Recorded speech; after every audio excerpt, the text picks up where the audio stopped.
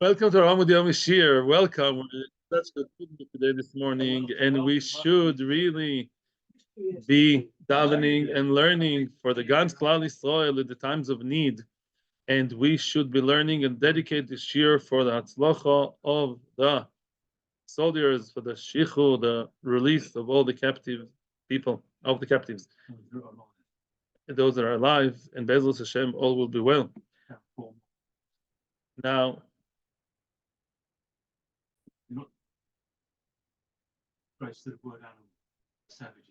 absolutely. Right. So, in this year, we're going to learn a lot of interesting things again about Yichus and Mamzeros. We're also going to see about certain types of Gerim that are also Mamzerim. Sofik Mamzer, Sofik Ger gets complicated, but not too complicated. So, stay with us. Very interesting questions. Also, some of the questions are relevant to today's society. We're also going to learn about Gerim, about a ger who's a questionable ger. What's the halach about him? Now, before we continue, we have to recap from yesterday, and the story is as follows: we saw Machlokes Tanoim. There was followed by Machlokes Amoraim. What was the Machlokes? In the Mishnah, we said that a shtuki, which is a maybe mamzer, such a person may marry a mamzer. Why? Because a sofek may marry a vadai when it comes to mamzerus. Exeris kosuv, right? Kahal v'lo sofek kohol, mamzer lo sofek mamzer. That's the opinion of Tanakama, the mainstream opinion, the Mishnah, Hillel Azoken, followed by Shmuel. And Rav, what did Rav say? Rav said no. I hold shtuki, so to speak, in a higher level. Yeah. Shmuel is a cut up, excuse me.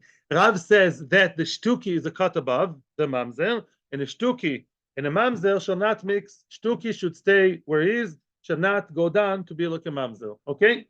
That's what Rav said, following the other opinion, the other Tana, who? Rabbi Lezer. Rabbi Lezer is followed by Rav. Then we ask the question, boom, contradiction. Why? Because we see that in the story of a girl, she's not a girl anymore, she's Meuresis. It's good for you because we're recapping, yeah? A girl who was Mekudeshes. Don't say engaged, please. That's not nothing to do with us. Mekudeshes. And therefore what? She's a complete Eshes Ish, but she doesn't yet live with her husband. She's in a year before the chuppah. What happens then? Well, she's supposed to live by herself, get ready for the chasana, and she didn't yet touch her husband, or yeah, he's technically her husband without yet living with him. The chuppah will happen later. And then one sunny day, we see a bump. We see that she is what? A little bit too fat, in a very interesting place. Goes to the doctor, and she's pregnant, or she takes the test from the pharmacy. She ate watermelon. That's what she tells us, but we don't believe her for some reason. If it was a honeymoon before marriage, that would have been good. That would have been good. The question is, maybe the child is a mamzer, because most men in the world are not her husband. And therefore what? And therefore maybe, at least there's a strong chashash that the kid may have come from someone else, and then he's a big time mamzer because she's already married. So if she was playing the field with other people, then it's a big problem. So at least view him as what? It's shtuki, right? Or maybe he's a for sure mamzer, because most people out there are not her husband. So here we look, there Rav Shmuel are saying the opposite. There, what did we say? We said that Rav says the Vlad is mamzer, meaning we view that maybe kid as a mamzer, he may marry mamzerim. That's the way we understood it. So what's Rav saying? That a shtuki may marry mamzer. And Shmuel said, no, he's just a shtuki. Don't let him marry mamzerim. So they contradict themselves. So originally we wanted to say you have to switch the opinion, the Now we're saying, now we're ready for this year. Another teretz, to explain and reconcile the contradiction. Really, Rav Shmuel, they said what they said in both cases. When Rav spoke about that child in the womb of the betrothed woman, of the married really woman, who is all of a sudden pregnant unexpectedly, what did he mean when he said mamzer? Lav mutar b'mamzeres. Rav never meant that may be child who's really a shtuki because you don't really know who it's from, right? He didn't say, he's a shtuki, let him be as bad as mamzer and marry mamzeres. He didn't say he should marry mamzeres. Ella, the osur bebas Yisrael. No, Rav meant this is a shtuki. According to Rav, if he's a shtuki, what's halacha? He is like Rabbi Lezer. A shtuki may not marry a mamzeres, and may not marry a Bas Israel. He didn't mean he's a full mamzer. He meant to say, is mamzer enough? Listen to my definition.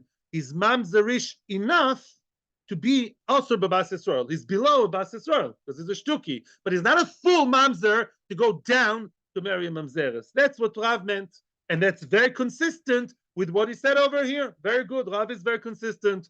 I Shmuel Omar Havlad shtuki. What did Shmuel mean that the Vlad is shtuki? Of course it's shtuki. He meant the also bebas Israel. Oh, Shmuel, of course, argues with Rav regarding marrying a mamzeres, because Shmuel says it is a shtuki, meaning what? He is allowed to be with a mamzeres. That's what Shmuel says. So what does it mean, shtuki? He's not allowed to marry bas Israel. Shtuki means, shtuki is not a good thing. Shtuki is low enough to be a shtuki that is not allowed to be with bas Israel. So the common denominator between Rav and Shmuel is what? Regarding, both agree it's a shtuki. That kid in the stomach of that funny Oresses, honeymoon, what about him? We don't know. They both agree that he may not marry a Bas Yisrael. They argue whether he can marry a Mamzeres. Can he go down? Maybe yes, maybe no machlokes. But surely what they meant, they just phrased it in an interesting way, both of them agree, right? That clearly, if he's a shtuki, he cannot go up to marry Bas Yisrael. No. But frag the Gemara, if so, hainu derav. If you're talking here about the common denominator, if Rav and Shmuel stress the common denominator between them, so Rav and Shmuel is saying the same. Why is Rav and Shmuel telling me shtuki, mamzer? At the end of the day, they both come to tell me that that kid may not marry a regular Jewish girl. So why are they phrasing it like a machlokes, right? It's the same thing. Like, I would say it's a computer, and you argue and say it's an HP. We both agree. We just say it different ways. Why are you arguing? Ella, therefore, the Gemara wants to reframe the word, redefine the term shtuki by Shmuel. What did Shmuel mean shtuki? My shtuki, shemeshatkin oisto midin kehuna. Oh, Shmuel came to tell us the detail. Afterwards, we'll see how it fits into Rav. But Shmuel says, you know what shtuki means? It does mean the regular shtuki. That we know already. It's not a chiddush. The chiddush is that if the father, meaning, what do you mean the father? The chosan, the orus, the husband, the guy that put the ring on her finger, if he's a kohen, then that shtuki is not a kohen. It's enough of a suffix that that kid cannot serve in Beis Hamikdash. And the question is, pshita, what do you mean? What's the question? What's a chiddush? Of course he cannot be a kohen. Hashta midin Yisrael meshatkinan le. He, according to Rav and Shmuel, is definitely problematic enough to be a shtuki that cannot marry a normal Jewish girl. In simple words, he's half a mamzer. So midin keuna mibaye? Of course he can be a kohen, right? In other words, we look at him so 50-50ish, and we're so unsure it belongs to the husband of that girl. So clearly, if the husband is a kohen, of course he's not a kohen, the baby. What's a chiddush? Ella, we're trying again. My shtuki, you know what shtuki means? And what did Shmuel mean when he said shtuki? Shemeshatkin oiso minichse oviv, which means, imagine yourself, what's the second chapter in the story? That woman, before the full marriage, before the chuppah, she gave birth, mazel tov, kind of, one baby, and then they got married. There was chuppah, and then they had 6 other children. And one day, after 120, that husband dies. So they have 6 children who definitely belong to both of them. As they were a married couple, and the first child was always maybe yes, maybe no. Now the father comes, and you know how much money the father left? $10 billion, or maybe 100,000 shekels. The father left Yerusha. Now that kid, that maybe child, says it's nothing to do with Bchor, by the way. Even without Bchor, leave Bchor alone, okay? Even without that, he says, I want to take my part. I want to inherit with the rest of my brothers. Mishatkinoto. We tell him, be quiet. We shush him. We say, no. You cannot take any of the Yerusha. Okay? And that's what shtuki means. That's what Shmuel came and said. Shtuki is not regarding not marrying a Bas Yisrael. Of course he should not marry Bas Yisrael, as my colleague Rav said. I'm not arguing on that. I'm just adding a fact that really that kid, once grown, once there's Yerusha, when there's will, there's a lawyer. So then what? He may not take with the rest of the brothers because he's a maybe. Of course, what's the chiddush? Miyadina navu amanu. Do we know who the father is? In other words, When I was in Kita Daled, I learned a rule and stays still today. Amoitzi mechaveroi alavaraya. Of course, that's Kita Aleph stuff. What's a Chiddush? Obviously, if they all have the Yerusha and they are 100% sons of the father, clearly that boy is a maybe. A maybe cannot take from the Vadai. Yeah, this belongs to you, maybe belongs to me. I have to prove that, yeah, that this belongs to you. Answers the Gemara, lo tzricha de tofas. Oh, and that's the final answer.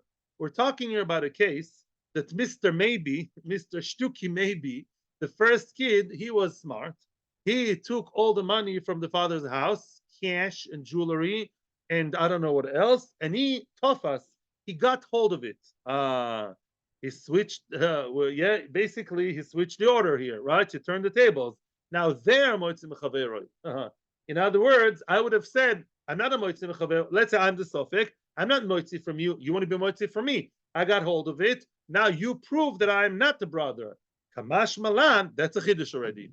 Because that's a whole sugi of talk for kohen. If somebody already was toifes, what do you do with the eved? Above metzia, daf around daf yud, that's a big business. Hamza Gemara, and here's the chiddush of Shmuel.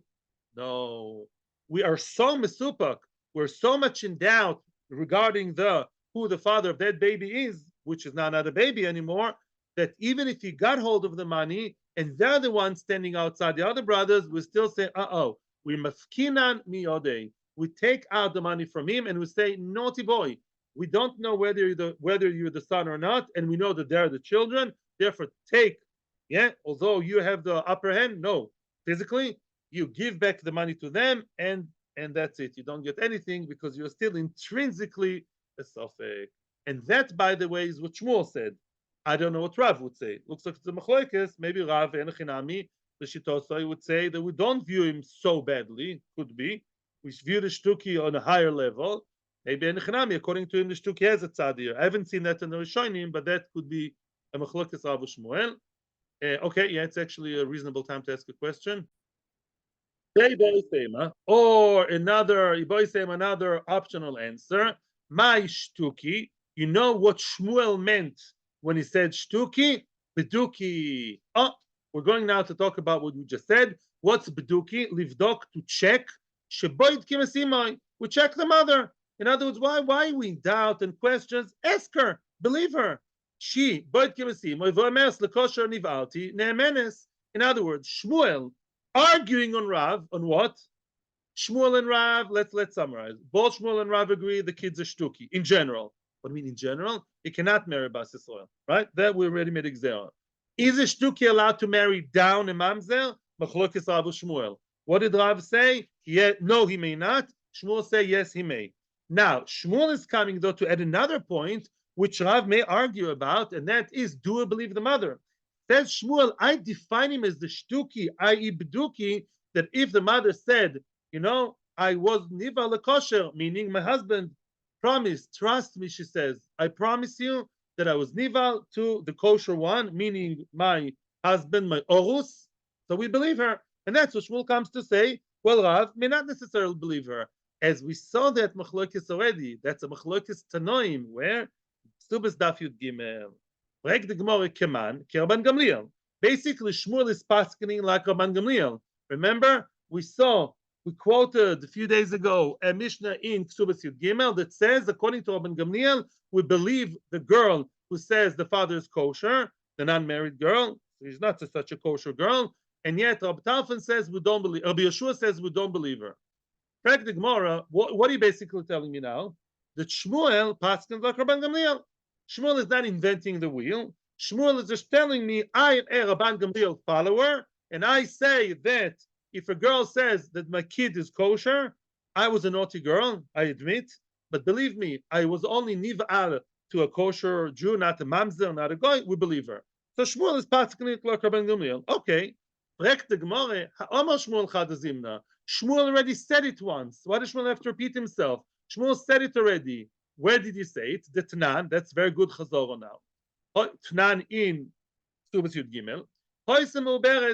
That, by the way, is a case of an unmarried girl. This is a single frum girl. Where is that watermelon? Where did the watermelon come from? Did the stalk bring it? Yeah, where did it come from? The Holy Ghost? Where did that baby come from, my dear girl? Yeah, and she said, "Meish ploini v'koyenu." She said it came from Mish Ploini from Yechaim Yankel to Tutovsky, and he's a kohen. Now it's lav dafka kohen. Rashi says there he's a meyuchos. He's a kosher Jew. He's not a mamzer, not a shtuki, not a sufi, not a nosin, not an eved, not Mackenzie. He's a kosher Jew. Okay, do we or don't we believe her? So machlokes tanoim. Rabban Gamliel Rabbi Eliezer oimrim ne'emenes. We believe her. Why do we believe her? Because she has cheskas kashas. Because she was, in general, she's a Yerushalayim person. She slipped because she's not supposed to have relations with a man, but she still maintains her ne'emonus otherwise. Yeah, she's not off. She's ne'emenes. She's still believed to in what she says because her chazaka remains. Rabbi Yoshua ena ne'emenes. Rabbi Yoshua says no, we don't believe her. Why? Once she is already so we don't believe her. A girl who gets pregnant outside marriage, she lost it. A very nice girl. She eats kosher. She keeps Shabbos. When it comes to those matters, I'm sorry, lady, you lost your credibility, and you don't have your cheskas kashrus anymore. You're telling us he's a kohen. I'm telling you, my name is Obama. And what did Shmuel say about that? Halachic Rabban Gamliel. We see mefurish that Shmuel paskin like Rabban Gamliel that we believe the girl, meaning she is a ne'emenes and the child is a beduki. The child is up to be checked. He's a checked one. We believe the mother. So why is Shmuel saying the same thing twice?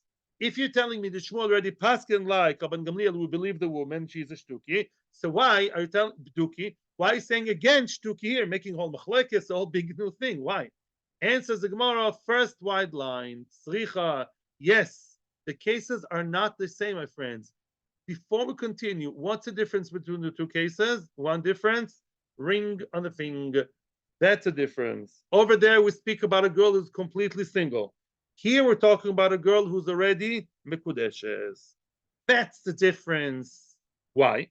The Ime Hossam, had you only told me over there, the Gemara over there with Shmuel Paskining Rabban Gamliel regarding a single girl, Ellen, now comes your big moment. Hava Amina, I would have said, Hossam over there, Rov Ksherim Etzlo. Over there, a single girl, yeah, it's not a good thing to do to have relations, Chas v'shalom outside wedding, but mitzad the Yichus, most men in Tel Aviv or Bnei Brak or Ramat HaSharon or Lakewood, most kids, most men, most teenage boys or men are kosher, meaning not kosher tzaddikim, kosher as not mamzerim. We assume even in secular society that most people are not mamzerim, and therefore, she has two strikes for her. She has chazaka, good girl up until now, and also roiv. That's a good reason to pass on Rabban Gamliel. Aval hocha over here. The roiv psulim etzlo. When she's married, then besides her one and only husband, 99.999999999 of population in the world are possible for her. It could be very big tzaddikim Koosim, but to have relations with her is mamzerus, is eshetish, ema loy. I would have said, just because Shmuel paskined over there like Rabban Gamliel when there's a roiv and a chazaka does not mean he'll paskin over here too, because here it's much worse. Why? Because clearly over here, most people for her are mamzerim creators because she's an Eshetish. Maybe here Shmuel wouldn't automatically agree with Rabban Gamliel. Tzricha, therefore you need both. Why really do a Pascal like Rabban Gamliel in both cases? Because she still has the chazaka. So she has cheskas kashrus. Because, before after the wedding, she has the cheskas kashrus, and the chazaka of the kashrus tells us that she had relations, as you said, early honeymoon. She had the honeymoon before the wedding. Yeah, she's not good, but it's a kosher vlad. It's a kosher vlad, and therefore we follow that both here and there, single or married. That's a chiddush. Shmuel follows Rabban Gamliel. Pascal like Rabban Gamliel.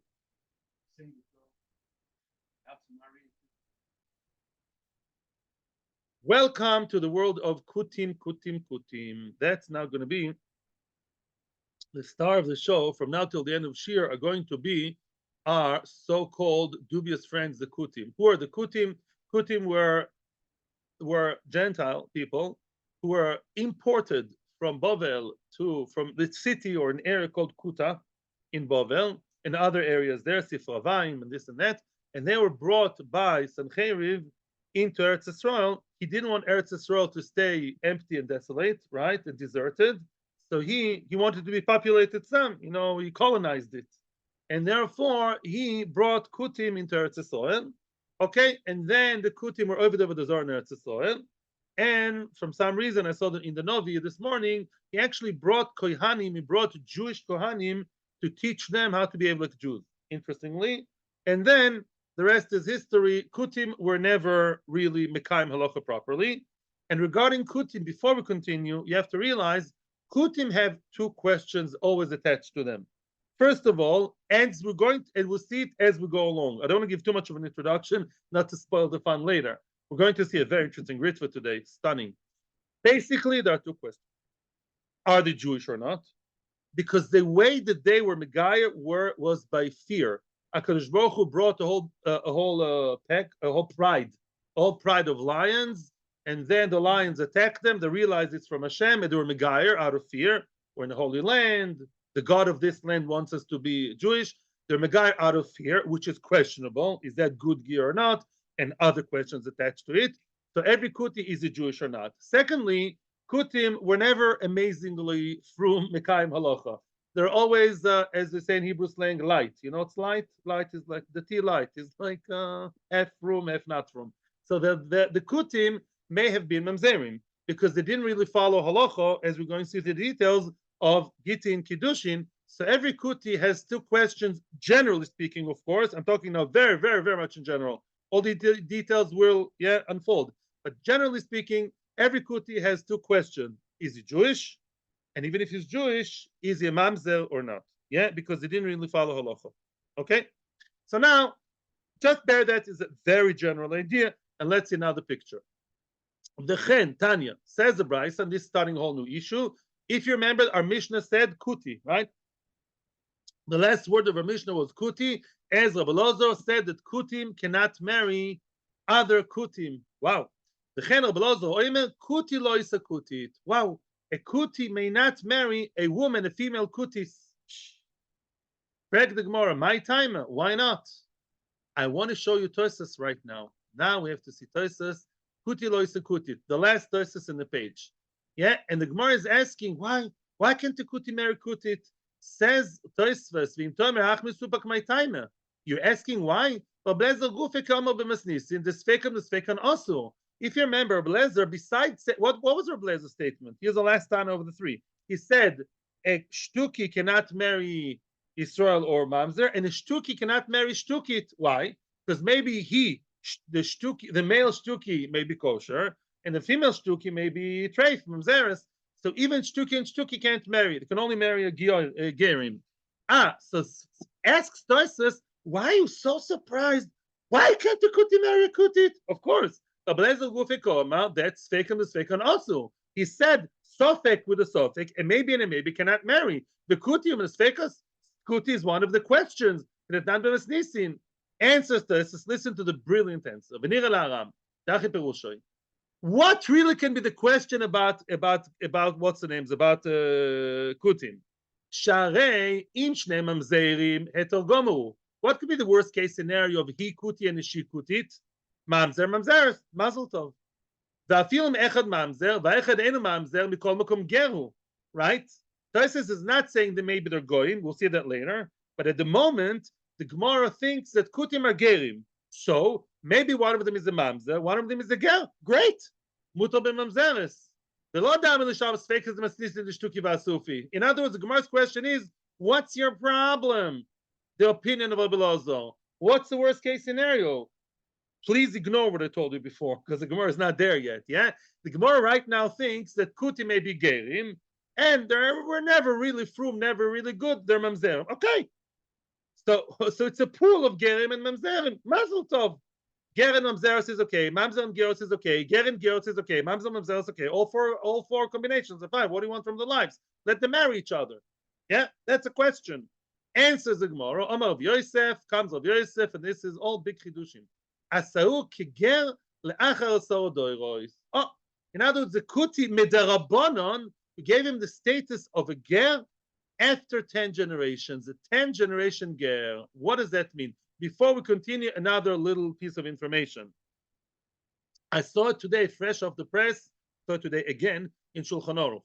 Let me ask you a question. Let's say ger marries a regular Jewish girl, or vice versa. Can their daughter, let's say, marry a Kohen? That's one question.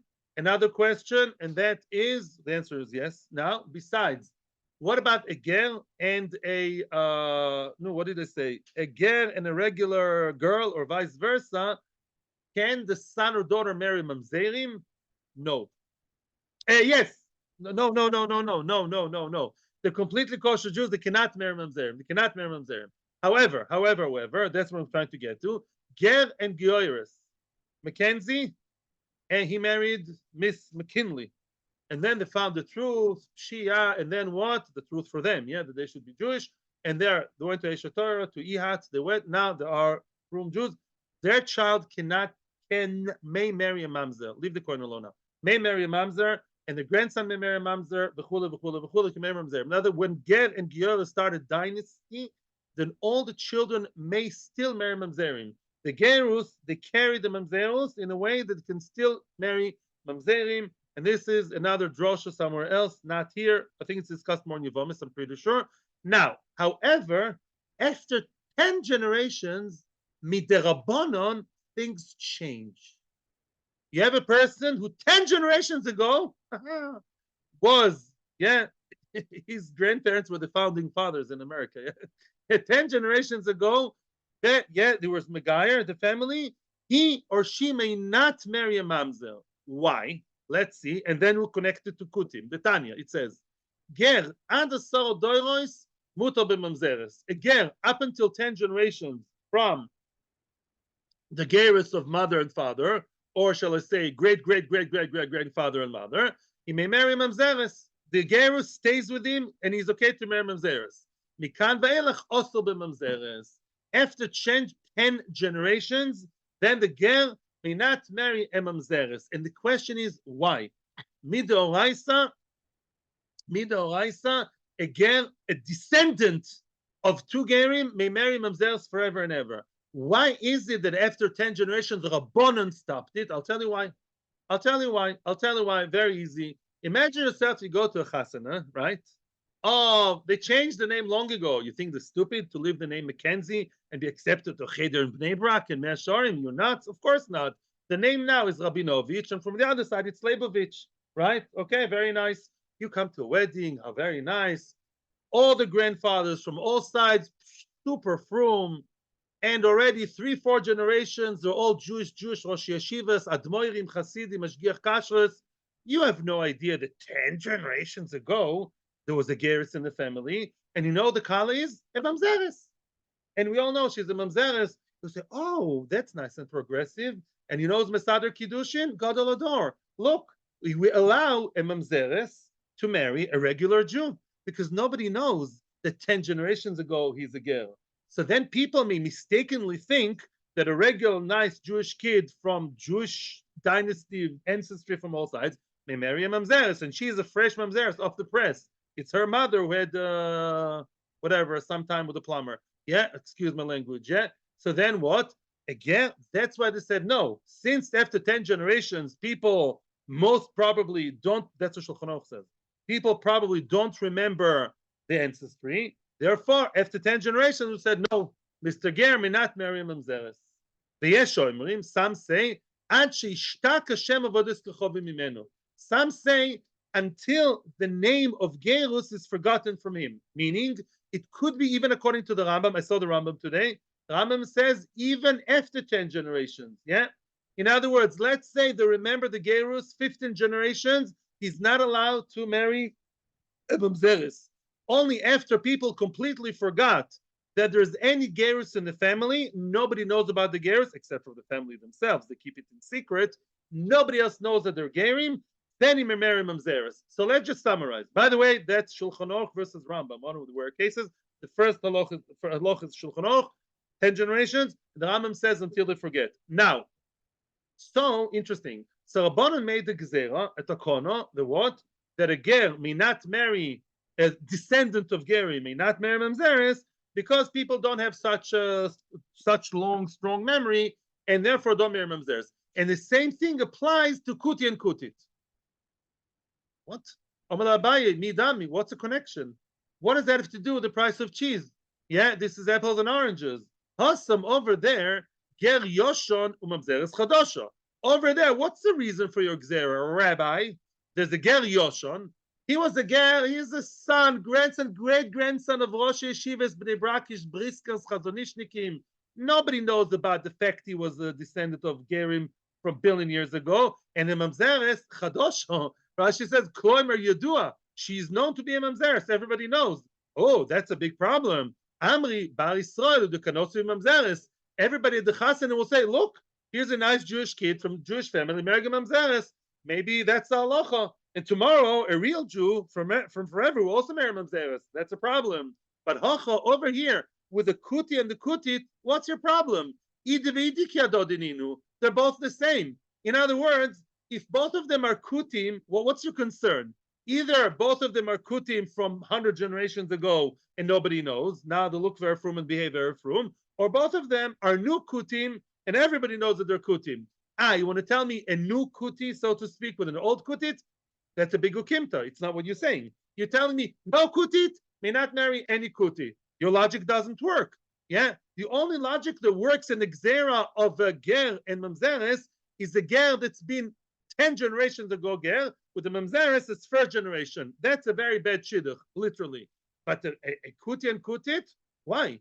In many cases, they come from the same generation. And by the way, I'll just add a historical fact. I saw today in Melochim Beis, yeah?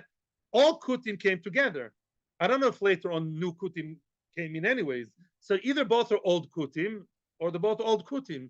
So what's your concern? Yeah? Ella. Ki hadodininu means they're both the same.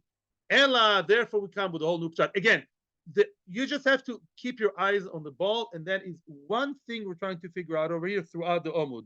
And that is, why did Rabbi Lozo say that a kuti cannot marry a kuti? What problem?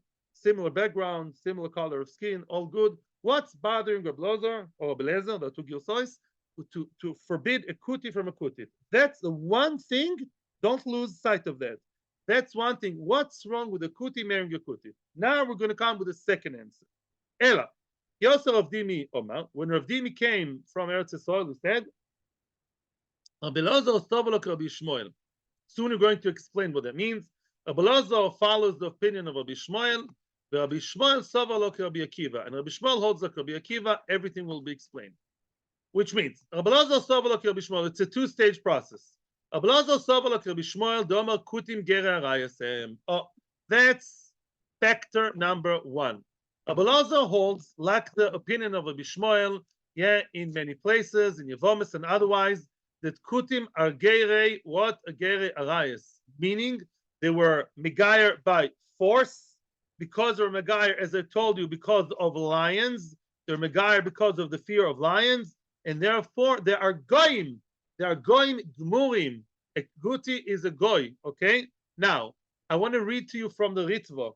Who told you that if somebody is megayer because of fear of lions or crocodiles or the police or I don't know who says that because of that he is a goy? Who says it's not a good gerus? That's what we think. It's not so simple. Apparently, the Ritva brings down that the halacha is, soon I'll tell you what the halacha is, in Yevomis it's mashma, Yevomis chavdala dumun beis, that if somebody was megayer for the wrong motive, somebody was megayer because of what? Megayer because they want to marry a very nice Jewish girl which he met in university. He's megayer because they promised him money. He's megayer because he wants to represent Israel in a competition and ask for Jewish people. He's for the wrong reasons. That the Eved, it's good gil. Wow, unbelievable. It's a machloikis in the Gemara in Yevomis, and I'll tell you what Shulchan Aruch says. Shulchan Aruch says as follows. Shulchan Aruch says, lechatchila, of course that's wrong. Lechatchila, you have to, like the London Beis Din, for years, you teach the ger to be Yiddishkeit. You have to see that he's sincere, and you reject him, then you teach him, and then this and that. And only when you see super sincere, begar him. That's the chatchila. Judaism is divided to b'diavad l'chatchila. However, b'diavad, let's say a man came from Moldova Timbuktu, and he was Megayer for the wrong reasons, but he's already Jewish. He came to us, to our town, to our community, to our basin, already Jewish, meaning Megayer, and yeah, we found out, but his motive was because he wanted to eat good cholent in the Jewish community in Moldova, so he became Jewish. Yeah.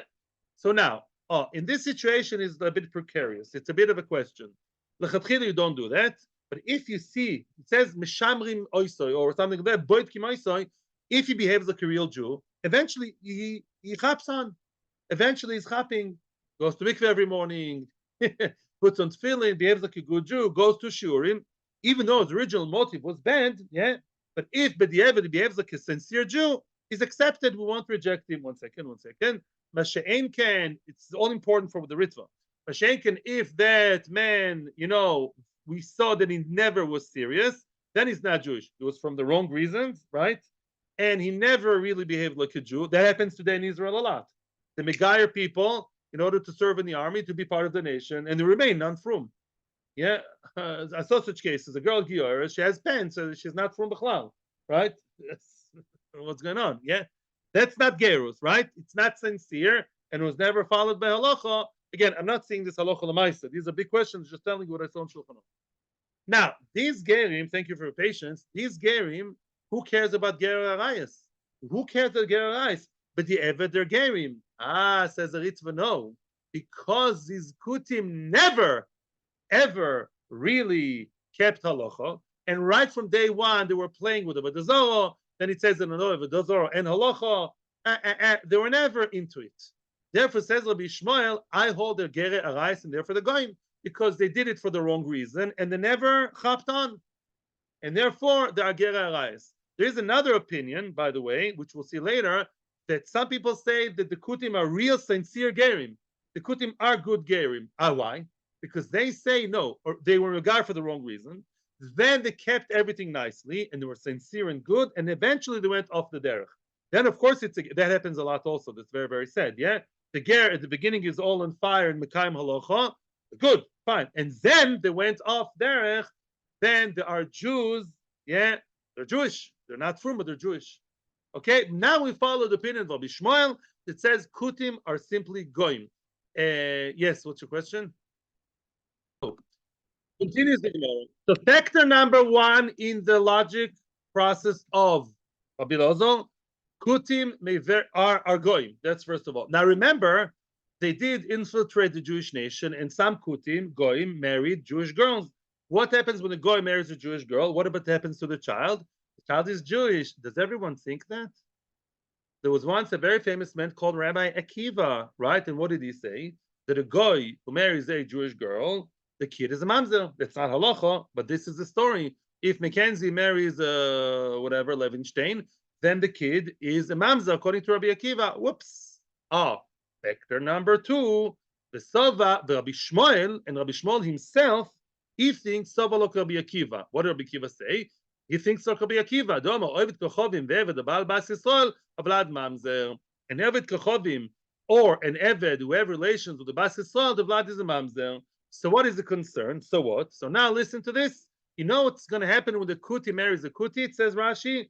Well, one of them may come from, let's say there's a couple, kuti and kutit. He or she, he came from, let's say, two sets of parents who are kutim. He's just a regular guy, right? She came from kuti and Israelis. So she's a mamzeres. So you really have a mamzeres marrying out. One kuti is 100% kuti equals goy. And one of them may be half kuti, half not, which is mamzer, and therefore mamzer is marrying out. So really, we have a chashash here of marrying out, of a mamzer marrying out. This is what Rashi says. The Rishonim are up in arms against Rashi. Toises and the Ritva. What? We claim that we follow Rabbi Akiva. The Rishonim ask a question. I'm giving you a little bit of view over here on the expense of the time. This is very important. The Rishonim ask, why are you going topsy-turvy like that? Let's say you don't follow Rabbi Akiva. Let's say we'd say that a Kuti and Israelis, the kid is a regular Israel. Yeah, the same story exactly. The Chosons, Mitzad, the Choson, an invitation, Mr. and Mrs. Kuti, complete goyim. Mitzad the Kala, it's Kuti and Israelis, and the girl is completely Jewish. It's the same problem. A girl is marrying out. So why did we have to twist ourselves to talk about mamzer marrying out? No Jew is allowed to marry out. Says the Ritva, and Toysa's Ritva elaborates more brilliant answer. Because if you noticed, our Mishnah spoke about who? Our Mishnah spoke about shtukim, mamzerim, vechule, and kutim. From the context of the Mishnah, it sounds like the problem is a problem of mamzerus, not a problem of marrying out. That's why mamzer is involved. But still, what's the difference between mamzer who's marrying? This is what I want to tell you soon. Offline, I'll tell you something. Yeah, still. So what? But halachically, what's the difference between mamzer marrying out or a regular Jew marrying out? There's a huge difference. Why? If by some funny way, don't misquote me, a girl marrying out is better than a girl marrying a mamzer. That's a problem. Because if not for Rabbi Akiva, there's an easy solution. You have a Jewish girl who married a Kuti, marrying out. Maybe now they want to be Megayer with their children. Now the Kuti says, I'm a sincere boy. I learned in yeshiva. They accepted me. This is my Jewish wife. And my non-Jewish boy, we want to be Megayer. I mean, of course, we test them, but they can be Megayer. But if you say, and that's a punchline, if you say like Rabbi Akiva, that the Goy married a mamzeres, then the kid is a mamzer. Oh, that's not, there's no solution there. In other words, we have a mixture here of goyishkeit and mamzerus. That's a problem. That's a problem. And therefore, a kuti should not marry a kutit. Is that so? Like you told me, Abelezer is like Rabbi Shmuel like Rabbi Akiva, and we combine them all three together to say Abelezer says kuti and kutit should not marry because you're basically marrying out. Is that so? Look, I'll prove you otherwise. Remember, this is Rabbi Shmuel now. You just told me Rabbi Shmuel is like Rabbi Akiva. Meaning what? Rabbi Shmuel says that a goy and a Jewish girl, the kid is a mamzer. Is that so? I'll prove you wrong. Says Rabbi Shmuel himself.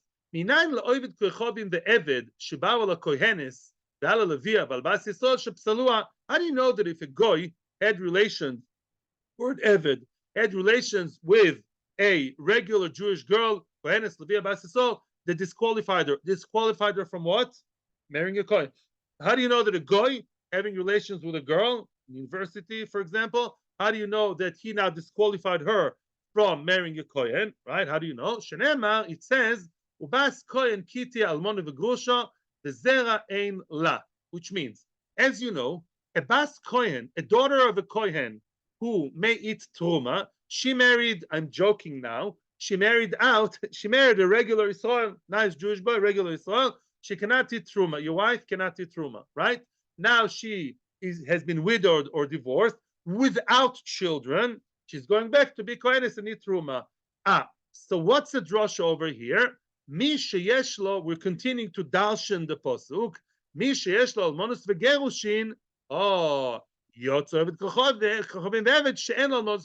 Let me explain.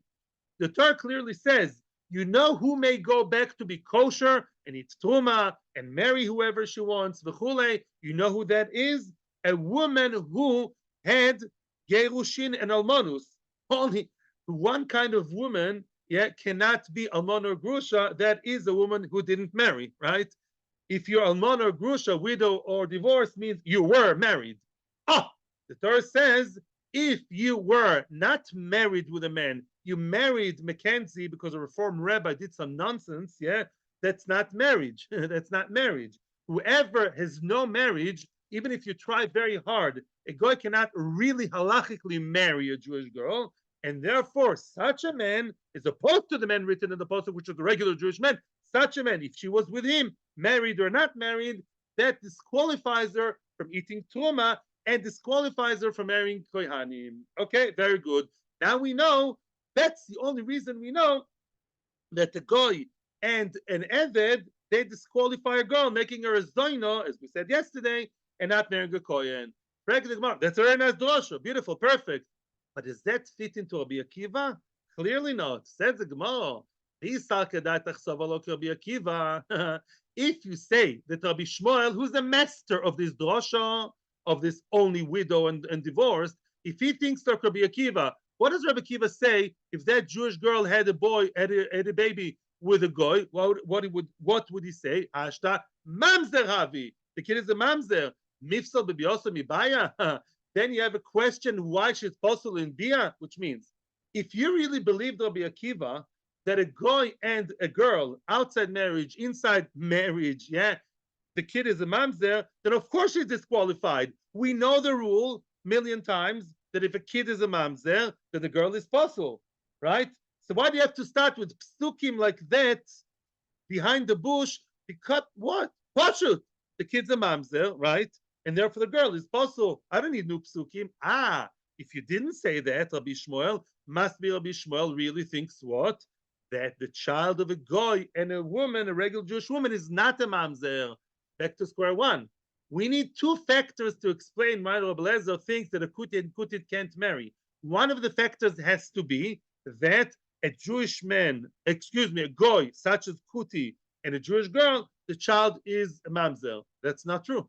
We see it's true by Rabbi Kiva, not by Rabbi Shmuel. So that's out of the question. Rabbi Shmuel is not thinking like that factor of Rabbi Kiva. But I just want to add one very, very important nakuda. Tosis asks the question, yeah, on Rabbi Akiva. Why is it really that if a Jewish girl married, yeah, a goy, why is it that you say that the child is a mamzer and she's a zoina? L'ch'oira, the rule that Rabbi Akiva told us in other places is that chayve lavim, if she broke an issa d'oraisa by marrying him, then the kid is a mamzer. Fact Tosis, an eved, there is issa d'oraisa for a woman to marry an eved, lot yekdesha. But surprise, surprise, surprise, there is no issa d'oraisa for a Jewish girl to marry a goy. It's also the rabbanon, and it's a very bad thing, and it has a remez in the Torah from Tomo. They thought she married a goy. All very nice. There's no specific prohibition in the Torah for a girl to marry a Jewish a goy boy. So why are you telling me that the child is a mamzer? Answers Tosfos because it's even worse. Because the Kiddushim are not toifes, that's why the child is a mamzer. That's a pshat. In other words, Rabbi Kiva says one of the two. If a Jewish girl married someone she's not allowed to marry, mamzer, nosin, edoimi, mitzri, baba, all these, many of them, there's marriage, but it's also, then she's a zoina. And if she married or had relations with a person that marriage is not even applicable ever, it's more of a zoina and more of them zeros. Clearly so, or at least as much. That was just a sidebar. That was just a side door to get that clear fundamental thing. Ella. But now, in order to answer the question, we'll make a bit of a tweak over here. Again, the three Tanoim, how do they work? Who is the master of the Mishnah that said that a Kuti cannot marry Kutit? Rabbi Lozo. What did he think? Let's reframe it a little bit. Very good. Rabbi Lozo says Kutim are goyim. Finished. Kuti equals goy, unless it's megaya. And also Rabbi Lozo himself, the Savalok Rabbi Akiva, Domo, Ovid Kochovim, David, the Balbasisol of Vlad Mamzer. Very good. We took Rabbi Shmuel out of the equation, being like Rabbi Akiva. Rabbi Shmuel and Rabbi Akiva are not the same. So what? Rabbi Lozo, he took one thing from Rabbi Shmuel and one thing from Rabbi Akiva. Let's summarize. What's the story? Kuti and Kutit. A Kuti is a goy. He married a Kutit. Maybe she's half a Kutit, which means Rabbi Lezer, I think Rabbi Akiva, that many Kutim who married who are half Kuti, half Israel, if the woman is Jewish and the man is a Kuti, the kid's a mamzer. So really you have a guy marrying a mamzeres. Bad news, because that has no remedy. Okay, good. That's a good one. It's very similar to what we said before. We just changed a little bit who thinks like who. Are you sure that Rabbi Elazar holds like Rabbi Akiva? That's not true. I'll disprove you. Rabbi Elazar himself, this is the Tana we're looking for. He said, let me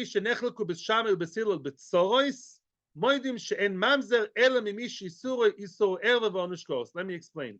The Shaman Basila had a big machlokas in Yevomis, Daf, I think, Gimel, yeah. It says over there that a ben, we all know that if a Yavoma is closely related to the Yavom, yeah, in a way that they're not allowed to get married, yeah, then what? Then there's no ibum, right? Let's say she's his own daughter. That could be. Yeah, a man married his niece. I'm not joking. A man married his own niece and he died. Who is the Yovam that's supposed to be miyabim her? Her own father. Yeah, her own father. The father won't be miyabim his daughter. Excuse me. She's potter. That's not a question. That's the beginning of Yavamis. What about if that Yavama, the daughter of the Yavam, has a sorrow? You know that sorrow is co-wife. Yeah, of course, co-wife or sister wife. Depends how you call it. Another wife. Yeah, they share the same husband. Now what? Can she marry the Yovam? Basila says she's not supposed to marry the Yovam, no. And both of them are out. No chalitza, no yibum. And Shammai say the tzorois mentioned here, yeah, the co-wife, the tzoro of, let's say, of the daughter of the Yavama, she is supposed to be misyabim. Okay? According to Basila, oy vavoy, the Shammai creating mamzerim, oy vavoy. Because why? The Shammai say you're not allowed, right? That's mamish not allowed for her. Just like your own daughter is not allowed to marry you, your daughter's tzara can't marry you. So really, you're creating mamzerim. There's something very, very nice, by the way. Yeah. And by the way, it's not just that it's Eshes Ach, excuse me. It's not because she's the co-wife of your daughter. It's because she is your brother's almana. You're not supposed to marry your brother's almana unless there's yibum. Here, there's no yibum. That's why. By the way, Stam, as an aside, the Mishnah says over there something very beautiful and very loving and Avas Yisrael. That's what we need nowadays. That although, according to Basila, a lot of Beshama people were mamzerim, but they still married into each other. How come? Because every time Shammai would warn Basilel, this kid, that girl, they come from a result of that twisted, interesting case. So generally, they married each other, and whenever there was a question, that nice communication between. We always think Shammai and Basilel are like, two enemies, as if, Chas v'shalom, Russia, Ukraine. That's not the case. They were friendly. When he came to Lamaisa, they warned them, this kid is not for you. That's not your hechsher. Don't eat it. In any event, says Abloza, one thing everyone agrees, says Abloza, both B'Sham and B'Silel and everybody, Ein mamzer ela mimi she'isur isur erva v'onush kores. Oh, you know who's a mamzer? A mamzer is only a child who's the result of kores. Tell me, a goy and a Jewish girl, is she chayv kores? No. So clearly Abloza is, boom, in your face against Rabbi Akiva. So now we are stuck. Because now Ablozo himself, who's the master of the statement, Kuti should not marry Kutit, doesn't make sense. Even if you look at Kutim as Goyim, right?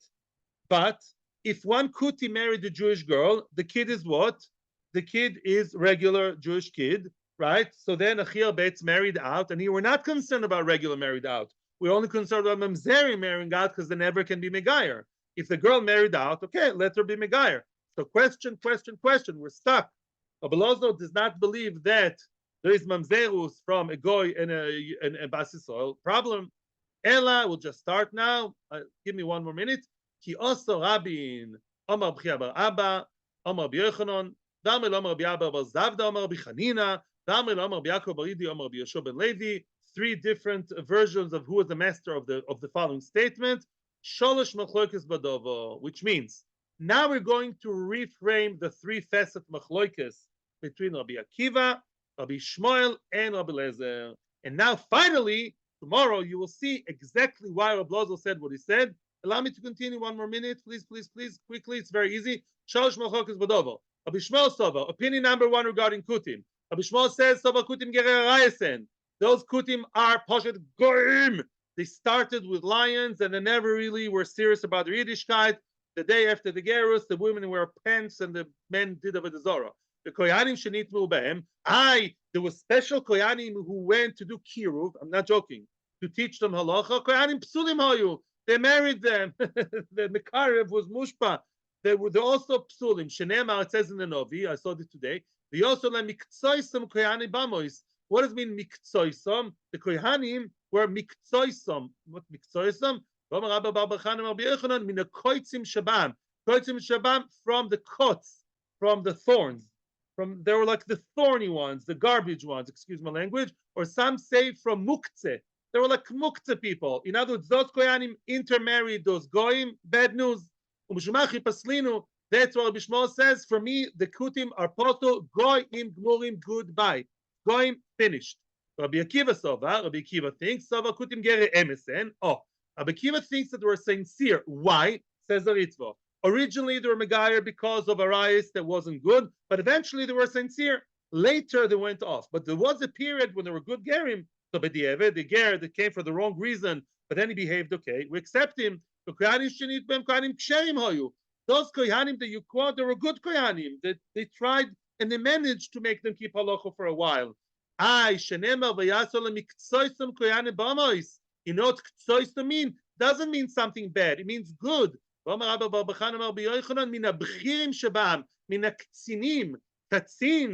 is a choshev person, is like a head of the army. In other words, yeah, the Kutim were good people originally. They were good gerim, and the koyanim that came in there were choshev people. It was all good. At the end of the day, why did we forbid Kutim from marrying into Bnei Israel?